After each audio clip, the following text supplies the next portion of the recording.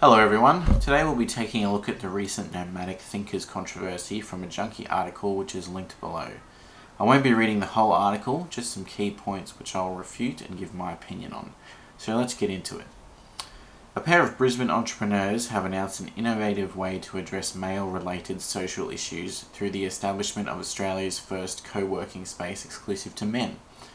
Because if there's one thing the startup sector needs, it's a blanket ban on women. Well, actually, that's not what they're doing.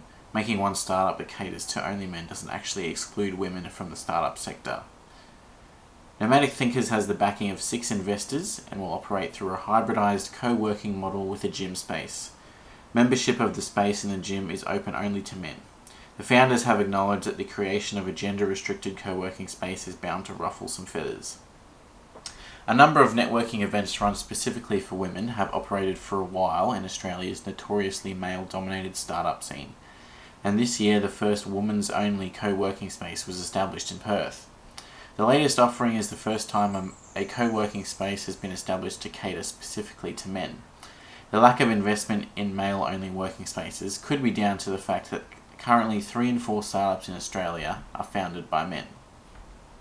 Okay, wait, so we already have networking events specifically for women and a women's only co-working space operating out of Perth, but apparently opening a men's only co-working space is somehow wrong and discriminatory. If 1 in 4 startups are founded by women, as quoted by the Link's New South Wales Department of Industry stats from February this year, doesn't that indicate that women have access to and are completely capable of starting up a business? It doesn't need to be a 50-50 equation for it to be equal. Equality of opportunity, which women have, does not mean equality of outcome. The article continues. It is unlawful in Australia to make hiring decisions or deny services on the basis of gender. However, nomadic thinkers were adamant that their model was legally fine. Professor Marion Baird, the director of the University of Sydney's Women's and Work Research Group, suggested that the co-working arrangement could fall into a legal grey area.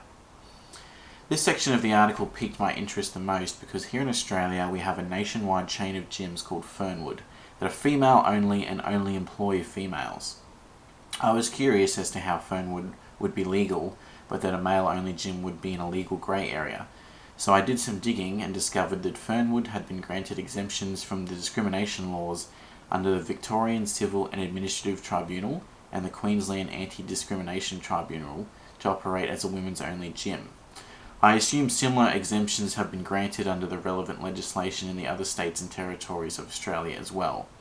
Links to the rulings will be linked below, however I've taken some key points from the latest ruling I could find from Victoria.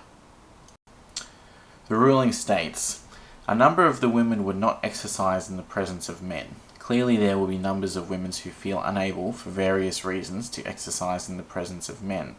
These reasons may be religious, such as for example Muslim women, or psychological, for example, women who have been subjected to rape or other sexual assaults from men, or to other kinds of physical abuse from men. There are also reasons relating to body image and self-confidence, and women may, in those circumstances, feel more comfortable exercising with other women. Now that in itself, I have no issues with. A woman's only environment is fine as long as a men's only environment is also fine. Why is one allowed but the other isn't? Women aren't the only ones who may suffer from body image issues or other issues which may make them feel uncomfortable exercising around members of the opposite sex. If a couple of guys want to start a men's only business, that's up to them and their work ethic and the demand for the services the business provides as to whether or not it succeeds or not. If there's no demand for what the business is supplying, then it won't succeed.